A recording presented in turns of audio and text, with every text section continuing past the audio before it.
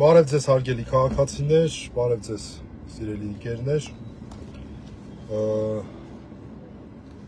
Գրառում էի կատարել այն մասին, որ հանգամանքների բերումով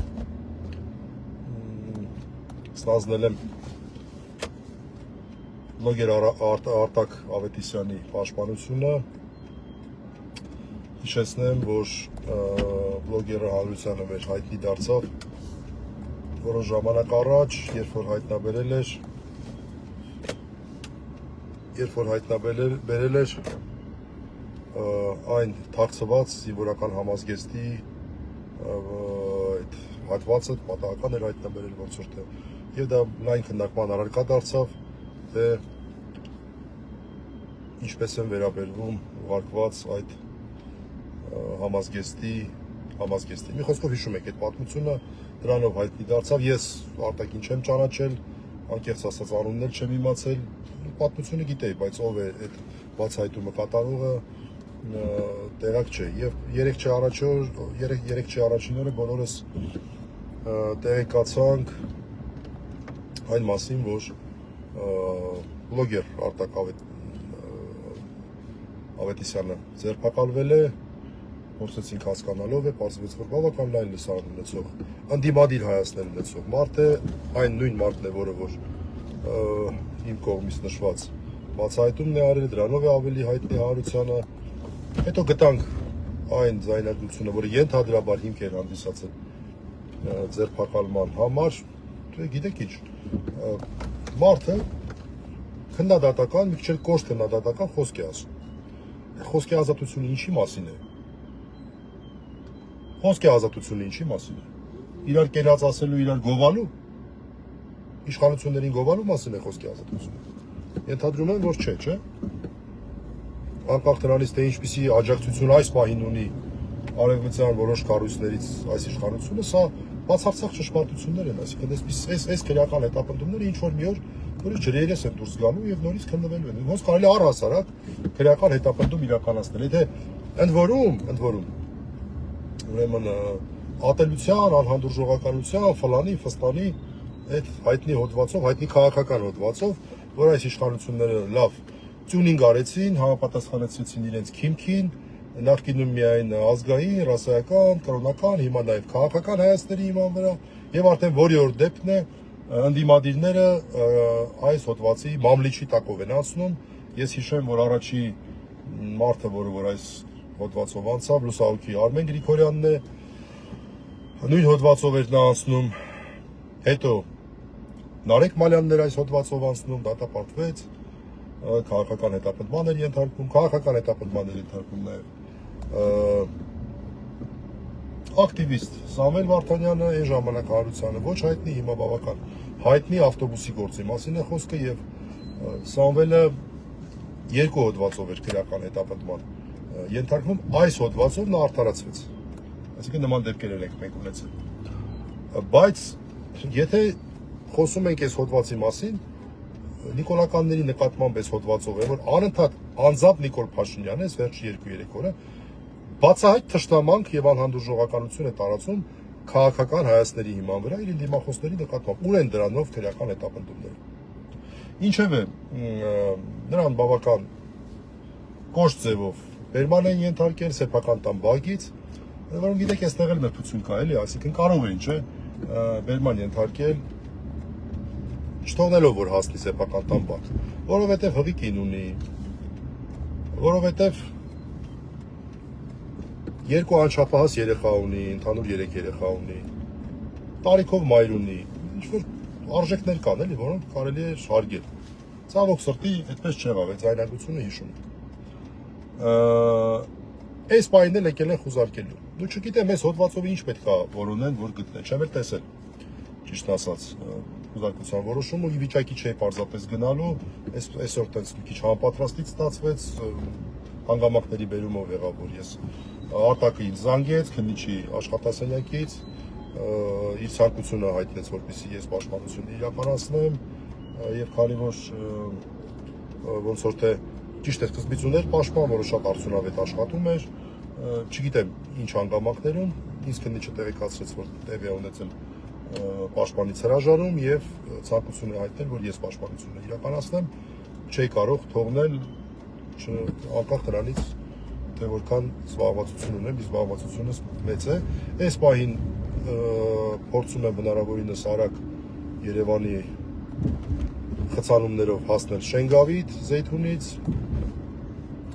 որպեսզի նախ տեսնեմ ինչ եղավ խուզարկության էին եկել, չգիտեմ,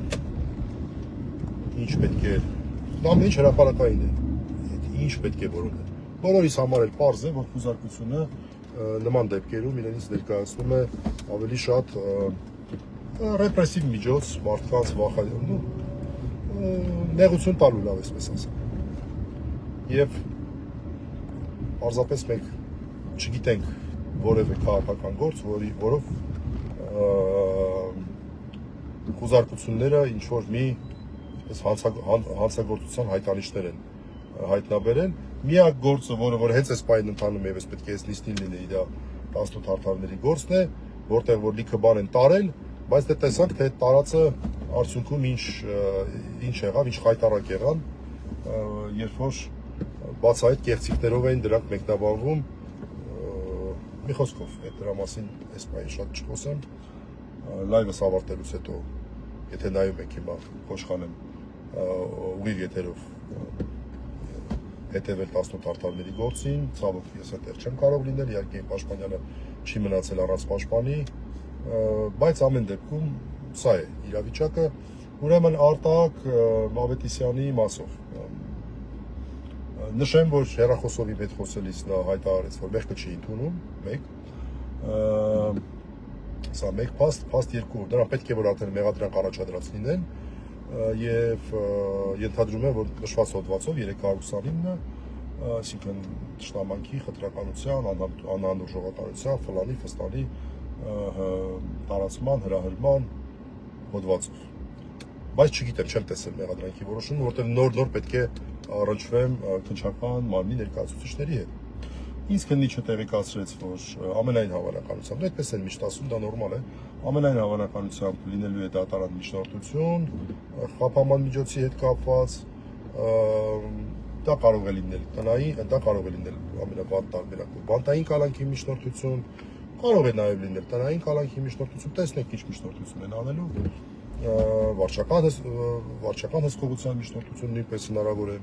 տեսականորեն եւ դատարանը որոշելու է կարգի ինչպիսին է, օրինակ եթե բանտային կալանքի միջնորդություն է, դատարանը կարող է դրա փոխարեն ցանկացած այլ միջոց, խափաման միջոց կիրառել։ Եթե տնային կալանքի միջնորդություն է, արդեն դատարանը չի կարող բանտային կալանք կիրառել, կարող է կամ համաձայնվել, կամ մասնակի համաձայնվել եւ ավելի մեղմ խափաման միջոց կիրառել։ Սա է ընթացակարգը։ Երբ երենելու դատական նիստը ասել չեմ կարող, որովհետեւ այս պահին քանի որ իրականացնում է խուզարկությունը տևական գործողություն է, հետո պետք է ամփոփեն, ենթադրում եմ նոր դատարան կներկայացնեն արդեն իսկ խուզարկությունը ավարտելուց հետո, թե երբ չգիտեմ, եւ դատարանն էլ երբ նիստ կնշանակի, չգիտեմ։ 50-50 է, կամ այսօր ուշ երեկոյան է լինելու դատական նիստը, կամ լինելու է չի բացառվում նաեւ վաղ առավոտյան, որովհետեւ ժամանակ այնուհանդերձ կա եւ այստեղ դատավարական խնդիր չի առաջանում, բայց այստեղ դատավարական չի հարցը, բոլորս էլ հասկանում ենք,